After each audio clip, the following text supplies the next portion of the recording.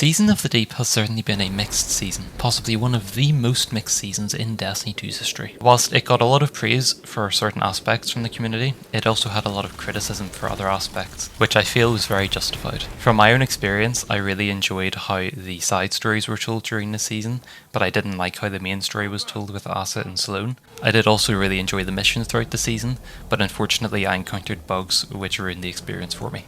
I would first like to go through the story and storytelling aspects of the season, and exactly what I enjoyed and what I didn't enjoy about them. The structure of Season of the Deep is no different from any of the past seasons in Destiny 2. If you played Season of the Plunder last year, you will be very familiar with the exact seasonal structure used in this season, for example. It was stale last season, and the season before that, and it was getting stale the season before that. It is still stale now. It has been done to death, weekly missions, weekly structures where you have to go back and forth to different holo projectors or to different characters is getting very stale. And they have said they're going to look at it, so I'm not going to go on too long about that, but it was stale before, it's stale now. I really didn't enjoy how the main story was told during the season. Going to Sloane and Asa each week for a bit of rambling was not the most enjoyable experience, and it concluding in the Witness's origin story felt very out of place. I think it would have been nice to have some other story told with Asa and Sloane, perhaps other information that we got, and for it to be actual snippets of the story each week, and concluding in a bit of like a wrap-up cutscene, whereas this story was nonsensical ramblings, it felt like, and it concluded in a cutscene which we really should have had during Lightfall, the main expansion. So the main story of the season I think was quite poor. I did, however, thoroughly enjoy the other interactions with the characters throughout the season, whether it be in Salvage, deep dives, the weekly story missions, or just in the Helm. I think it was a very good way to convey the story throughout the season, and I did thoroughly enjoy these interactions. Having Drifter, Saladin, Scene 14, Zavala, and Sloane all in the season felt very good, and I did thoroughly enjoy all the interactions, especially ones in the Helm, which stood out to me. Something I don't believe I've talked about properly in past reviews have been the audio messages that you're able to listen to at the end of each week's story. These audio messages I think are amazing. I think they work as great bonuses to the story, and they allow a side story to be told through different interactions with characters, as well as just complement the main story being told.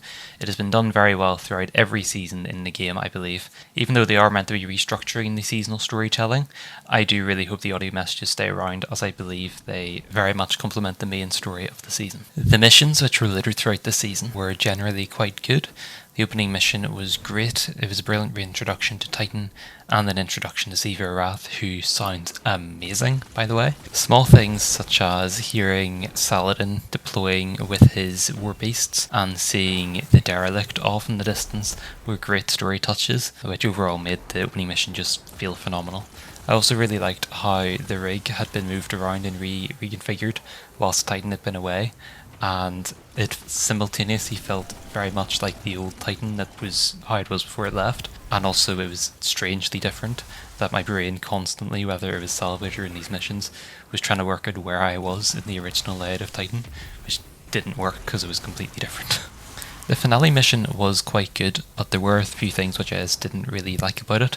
The first thing was that Asa, to my understanding, had been kidnapped to a certain extent, or was being held hostage, and yet whenever we got to the area to free her, all we saw was her eye and a part of her head. This is of course because they only modelled the head, they didn't model the whole body, but it felt a bit strange, to be honest. The other thing was that the cutscene was great, but I only got to see about 5 seconds of it because I got booted out of the cutscene, which, even though the mission itself was quite good, completely ruined it for me. I did, however, like that it veered off of the usual deep dive / mission area into its own wee section. That was quite nice, and it felt like it expanded on an already existing area. As for Operation Thunderbolt, Mayday Mayday, and Operation Fulgurite, I felt they were quite lacking. In all three of those missions, Sloane was supposedly meant to be alongside us in the missions, but we never saw her once, and it's getting to the point where this is quite annoying, and it's a recurring theme in Destiny's missions. It needs to stop. We need to actually see these characters. It's getting extremely old. On to the characters which were involved in the story, and no matter how good or how bad a season is in Destiny 2, the voice actors always do an incredible job. Despite having no lines since the very start of the game, Sloane's voice actor slipped right back into her role incredibly well. Ziva Arath sounds incredible and has a very unique atmosphere. It's great to have all three Hive Gods having different personalities, sounding distinctly different, and having completely different themes. Asa had a good intro, and it's great to finally be in touch with the Sea Monster and Titan.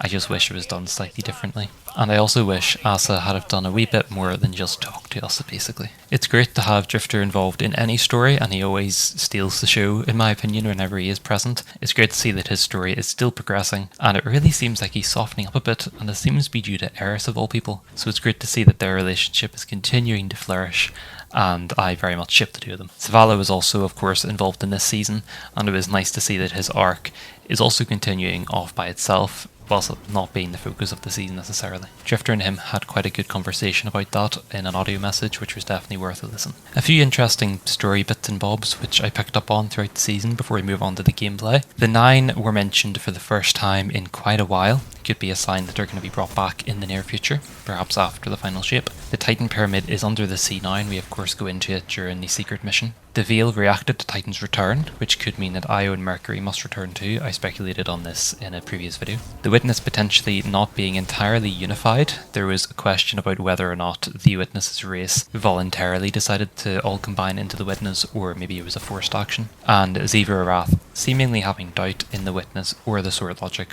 or even both. We'll quickly go through the gameplay aspect of this season. There are of course 2 activities, Salvage and Deep Dives. Salvage was quite fun. It had a decent variety of tasks and 2 locations, being on the rig, then in the arcology, which was underwater. The enemy density was good most of the time, not all the time. It was approximately 10 to 15 minutes, which I felt was quite a good length for a seasonal activity. It was also finally an activity in arcology, which I very much appreciated. Unfortunately, it was definitely missing some polish. The fuse/crane encounter is a bit comically basic, especially whenever you grab this massive fuse and just plant it on the outside of this crane, and the guidance to objectives can be a tad confusing. The area also felt very empty with some activities, and I felt that if deep dives didn't exist, or perhaps fishing didn't exist, this could have really been polished up and shown throughout the season. Deep dives is an activity which I really like the concept of on paper, but I felt it was executed a bit strangely. I really liked that it had multiple tiers of rewards depending on how your performance was. I also really liked the multiple encounters, the many secrets present in the mission, and how it was good for people who wanted harder content. I didn't like that it felt too long and too difficult for players who would like a more casual experience. Typically I wouldn't go there, but this is a seasonal activity. It is one of the main seasonal activities. It shouldn't block out the casual player base. I did like that the secret mission was attached to deep dives. However, it felt a bit silly that it was accessible in the match-made version of the activity. Not everyone wants to do it, and it caused chaos in the deep dives playlist for at least a few weeks. And I'm sure you'll still run into the odd one where people will just start doing the exotic mission off to the side. It very much felt as though deep dives were made for LFG, not matchmaking. And seeing as there is still the missing LFG feature in Destiny 2, it felt a bit strange for a season activity. Seeing as how I touched on the secret exotic mission there, I did really enjoy it. I haven't quite finished it yet and gotten the exotic, but I did enjoy the part of the mission which I did play. I think it was done very well, that it was set off to the side, it was completely secret, but as I say, it was a bit silly having it attached to the match-made one. As for the honorary 3rd activity, fishing. It's strange. It is very relaxing, it's very enjoyable, it's surprisingly good mechanics, and you can have the aquarium in the helm, but it isn't really relevant to the season, and no matter how much I enjoy fishing, I can't really justify its existence in Season of the Deep, given how much polish this season was lacking. So I kind of have to look at Bungie and say, you're complaining about resources and not being able to deliver on a lot of things, but then you go off and make fishing. As for the aesthetics in gear, the armor set is very unique and it definitely fits the theme of the season. I'm personally not a fan, but my sidekick who you may know on the channel did very much like it, so it's down to personal preference, but it is definitely unique and I do think it's quite good. The weapons look great. They are reprised models which have been used previously, but they've been takenified and some of them are just looking a bit nicer, so that's quite good. All the environments are top tier, as they usually are in Destiny. I really love that the original Titan aesthetic has been continued. I love that the new arcology areas have built upon the existing arcology theme. I really like that the under the sea areas look incredibly different from anything else on Titan, or even in the game in general, but they look amazing. and the helm wing for Seasons of the Deep looks incredible as well. It is unrecognisable from previous iterations of this wing, and I think that's great for a season. If I didn't have anything else to say about Season of the Deep, I would give it a good 8.5 or 9 out of 10. But unfortunately I do have more to say about Season of the Deep. We're on to the big negative section, I've called it. The first big negative is bugs galore. This isn't necessarily an issue with the season itself, but it's an issue in Destiny right now, and it has the unfortunate timing to be the season that is live during this, so we're going to deduct a point for that. Another thing is that I was really hoping for a Titan patrol space. This time last year we got the Leviathan as patrol space. We didn't get the same for Titan. We didn't even get a returning strike, deducting another point. The last thing was that the origins of the Witness were explained during a season. This should have been explained in Lightfall. The cutscene, no matter how good it was, felt out of place, and this cutscene will disappear in half a year. This shouldn't have been part of a seasonal story. Gonna deduct half a point. For these reasons, I will be giving Season of the Deep 6 out of 10.